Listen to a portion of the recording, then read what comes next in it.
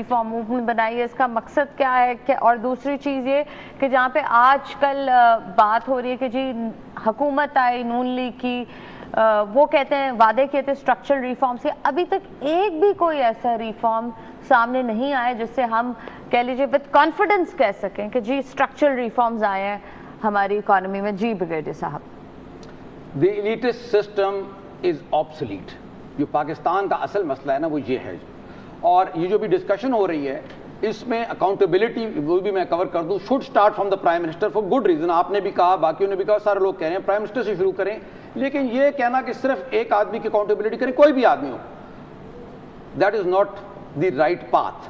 اس accountability کو آپ across the board لے کے چلیں, آل انکلوسیو کریں, آل پبلک آفس ہولڈرز اور ایسپرنٹس جو آنا چاہتے ہیں یا آئے ہیں یا آ رہے ہیں, they have to be clean. یہی مقصد ہے نا کرپشن دور کرنے کا, تو اس میں سب کو لے کے آئیں. آپ پی ایم ایل این سے کریں, اس پارٹی کو گھر بھی بھیج دیں, دیٹ از. لیکن شروعات کہاں سے ہونی چاہیے بریگیڈیئر صاحب؟ میں نے کہہ دیا start from the prime minister, اس میں تو ڈسکشن ہی کوئی نہیں نا. دیکھیں اسٹارٹ وہیں سے ہوتی ہے, لیکن وہاں ختم نہیں ہو سکتی کہ جی -1 formula will get you nowhere, regime change will get you nowhere. What you need is a national reform. اور یہی وجہ جو آپ نے سوال پوچھا کہ ہم نے پاکستان نیشنل ریفارم موومنٹ شروع کیا ہے, which is not a political party.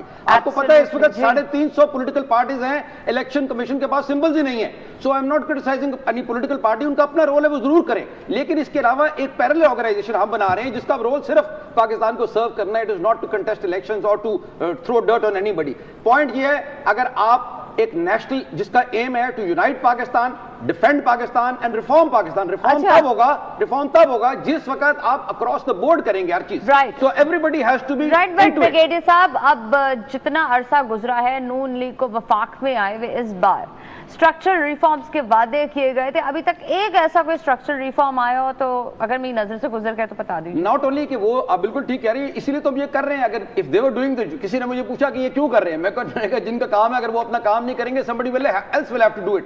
By the way, martial law is not going to come and should not come. یہ بھی میں بتا دوں, because it is when we say the political elite تو اس میں ڈکٹیٹر شامل ہیں. So we are not criticizing politicians only. میں یہ کہہ رہا ہوں کہ we have to take a positive step, all of us together, to put the country in the right path. Right path یہ ہے کہ جو بھی رول کو وائلیٹ کرتا ہے کرپشن کے فارم میں, کسی بھی فارم میں اور بھی کسی فارم میں, اس کو اکاؤنٹیبل بنائیں جو بھی ہو. And start with the Prime Minister. Right. Kaira صاحب, with your vast experience